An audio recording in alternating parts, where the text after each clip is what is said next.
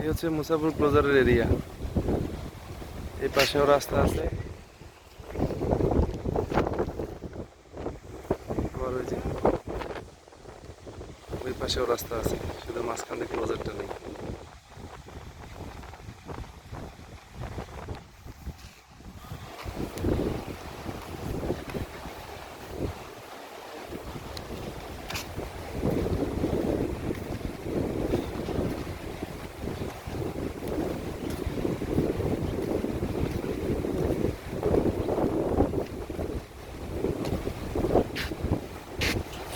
আগে মুরব্বীরা বলতো, শুনতাম ডাকাতিয়া নদী অনেক খরস্রোতা, অনেক হিংস্র। আজকে এখানে আসার পর আসলেই বোঝা গেল যে এই নদী আসলেই হিংস্র। আশেপাশে যা কিছু আছে সব ভেঙে নিয়ে আসতেছে। জানি না আপনারা দেখতেছেন কিনা, এই যে ক্লোজারে কিছু ছোটখাটো টুকরা দেখা যাচ্ছে যে ভাসতেছে, মানে সরি, ভাসতেছে না, পানির নিচে।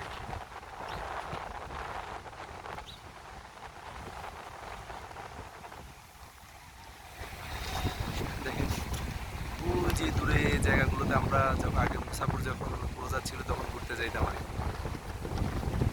এখন আর সেই অবস্থা এখানে নাই।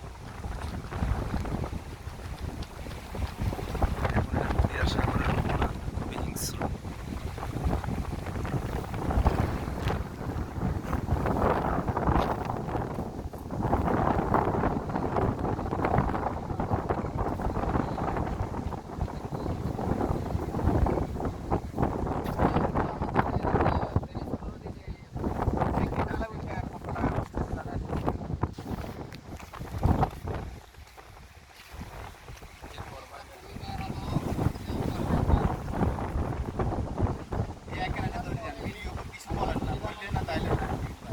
আপনি বলেন না,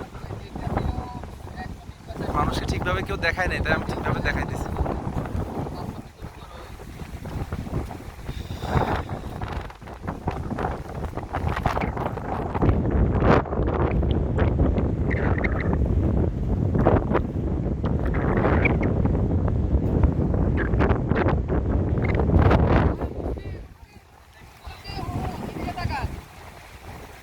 হয়তো মানে আমার যেটা ধারণা আর কি, হয়তো এই ক্লোজারের কাজ হয়তো বা শুরু হবে সেটা শীতকাল আসলে, আর শীতকাল না আসা পর্যন্ত পানির এই মানে জোয়ার ভাটা, এত মানে বড় বড় জোয়ার আর এত মানে প্রচণ্ড গতির ভাটার মধ্যে আসলে এই ক্লোজারের কাজ কখনোই করা সম্ভব না।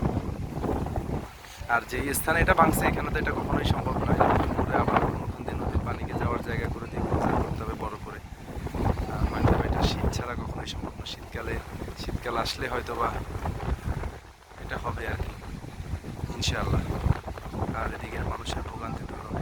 আমরা আসার সময় আসলে অনেক জায়গা দেখলাম, অনেক জায়গায় দাঁড়াইছি, প্রচুর ভাঙছে, মানুষের বাড়িঘর, রাস্তাঘাট প্রচুর ভাঙা, মানুষের বাড়িঘর সব মানুষ খুলে খুলে নিয়ে যাচ্ছে।